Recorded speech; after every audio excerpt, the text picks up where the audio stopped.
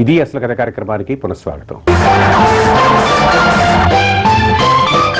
యమగోళ సినిమాలో హీరో భూలోకానికి తిరిగి వెళ్ళాడు. ఎందుకంటే అతని ప్రేయసి అక్కడుంది. కానీ ఒరిజినల్లో అతని ప్రేయసి మరణించి స్వర్గంలో ఉంది కాబట్టి హీరో స్వర్గానికే వెడతాడు. అక్కడ ఒక తోటలో హీరోయిన్ కలుస్తుంది. ఇద్దరు ఇంద్రసభలో అప్సరసల డ్యాన్స్ చూశారు. ఇదేం డ్యాన్సు, మోడర్న్ డ్యాన్స్ చేయాలి కానీ అన్నాడు హీరో. బెంగాలీలో హీరోయిన్ చేత ఒక మామూలు డ్యాన్స్ పెట్టారు, కానీ తమిళంలో పార్ పార్ సాంబారే అనే ఒక హుషారైన పాట పెట్టారు. దాని తెలుగు వెర్షన్ దేవాంతకుల్లో గో గో గో గోంగూర అని పాట. దాంతో ఇంద్రుడు మురిసిపోయి అప్సరసలకి నాట్యం నేర్పే ఉద్యోగం హీరోకి అప్పగించాడు. ఇలా నడుస్తుండగానే బెంగాలీలో విష్ణు వద్ద నుంచి ఒక కబురు వస్తుంది. తన భార్యను చూసేసాడు కాబట్టి తక్షణం కిందకి వెళ్ళిపోవాలి అని. కానీ హీరో నేను స్వయంగా మొరపెట్టుకుంటాను అంటూ విష్ణులోకానికి పయనమయ్యాడు. కానీ తమిళంలో ఇంకొక అంశం చేర్చారు. ఇంద్రసభలో హీరో మానవుడు ఆటంబాంబు కనిపెట్టాడు, వాటి ముందు మీ పాత ఆయుధాలు బలాదూర్ అని బెదిరిస్తాడు. దిక్పాలకులందరూ కలిసి అతన్ని బెల్లించి రహస్యాలు లాగుదామని చూస్తారు. ఇతను వాళ్ళని ఏమార్చి భార్యతో సహా స్పుత్నిక్ ఎక్కి విష్ణులోకం పారిపోతాడు. అక్కడ విష్ణు వద్ద నా భార్యను బతికించి నాతో పాటు భూలోకం పంపమని వేడుకుంటాడు. సావిత్రి సత్యవంతుల కథ చెప్పి నేను నా భార్యని బతికించుకునేట్లా చేయకపోతే మగజాతికి అవమానం అని ఒక మెలికి పెడతాడు. విష్ణు నవ్వుకుని సరే అంటాడు. హీరో నవ్వుకుంటూ నిద్ర మేలుకుంటాడు. ఇంతలో నదిలో పడిన అతని భార్య దొరుకుతుంది. చచ్చిపోయిందని అందరూ ఆశ వదులుకుంటారు, కానీ కలలో ఇచ్చిన దేవుడు వరం గుర్తుకు తెచ్చుకుని ఆఖరి ప్రయత్నం ఇతను చేస్తాడు.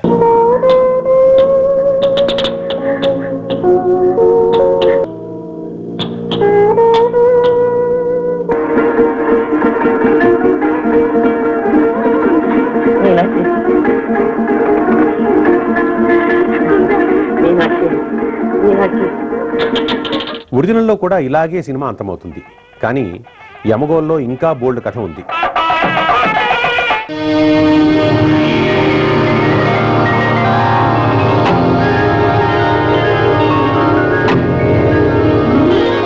నరకానికి లాకౌట్ ప్రకటించడంతో చచ్చిన వాళ్ళందరూ బతికి వస్తున్నారు.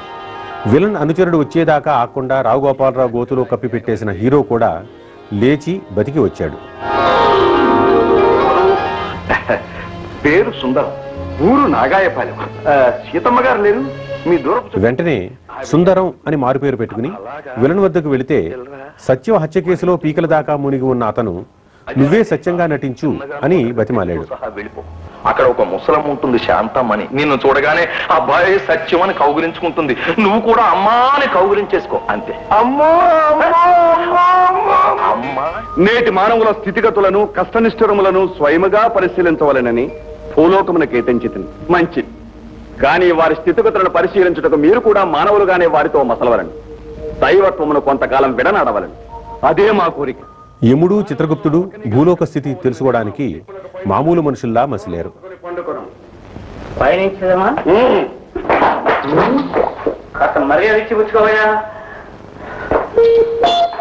చాలా కష్టాలు పడ్డారు.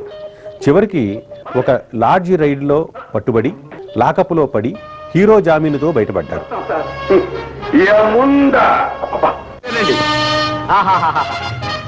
కొత్త కన్స్ట్రక్షన్, మోడర్న్ బిల్డింగ్.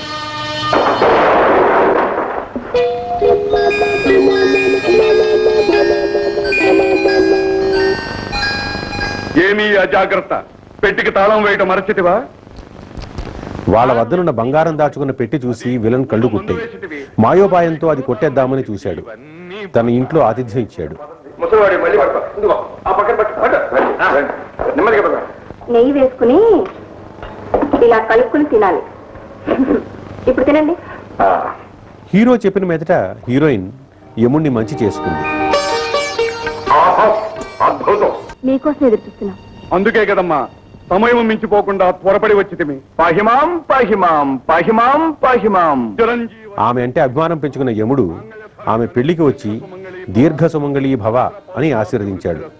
అప్పుడు హీరో తనే ఆమె భర్తనని చెప్పుకుని ఇప్పుడు యమలోకం వస్తే యముడి ఆశీర్వాదం ఒట్టిపోతుందని వాదించాడు. యముడు సరేనన్నాడు. ఇప్పుడు గనక నేను మీ వెనక వస్తే మీ దీవెన అబద్ధం అవుతుంది సార్.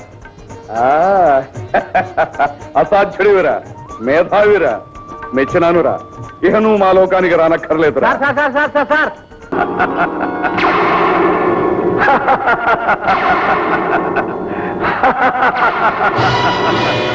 ఇక్కడతో హీరో కళ ముగిసింది. నిజానికి అతన్ని చంపినట్టుగా నటించిన ప్రభాకర్ రెడ్డి అతని మిత్రుడే. విలన్ ఆట కట్టించడానికి అతను పోలీసులను తెచ్చే లోపల హీరో నిద్రపోయి కలగన్నాడన్నమాట. రాసింది అనుమానం వచ్చి తీసి చదివాను. తమ ప్లాన్ అర్థమైంది. అందుకే ఎత్తుకు పై ఎత్తు వేశాం. చిత్తు చేశావు. నువ్వు ఈ కేసు ఎత్తేసుకుంటే సచ్చి నీ కడుపును నీ పుడుతుంది. బొంద నువ్వెత్తుకు నా కడుపును పెట్టడం ఒక్క షరతు మీద ఎత్తేసుకుంటాను. ఏంటి? నీ కూతురు పోలీసులు వచ్చి విలన్ని అరెస్ట్ చేయబోతే అతను కాళ్ళబేరానికి వచ్చి పిల్లనిచ్చి పెళ్లి చేస్తానన్నాడు. అయితే నేను దాంతో కథ సుఖాంతమైంది.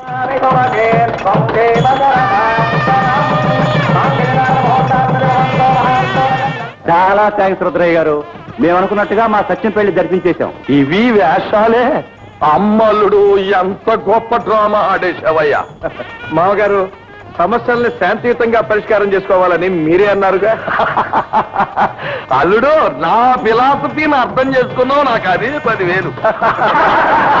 మరి ఆలస్యం బెంగాలీ ఒరిజినల్ చాలా చీప్గా తీసినట్టుగా ఉంటుంది. దాని కథాంశాన్ని పెంచుకుని తెలుగులో తమిళంలో పుల్లయ్య గారు చాలా బాగా తీశారు. దాంతో మంచి కామెడీ తయారైంది. 17 సంవత్సరాల తర్వాత డివి నరసరాజు గారు ఆ కథని చాలా పెంచి మలుపులు పెట్టి పొలిటికల్ సెటైర్గా మార్చి యమగోళ రాశారు. భారీ తారాగణంతో మంచి సినిమా తయారై బ్రహ్మాండంగా హిట్ అయింది. దీన్ని హిందీలో లోక్ పర్లోక్ అనే పేరుతో జితేంద్రతో మళ్ళీ తీశారు.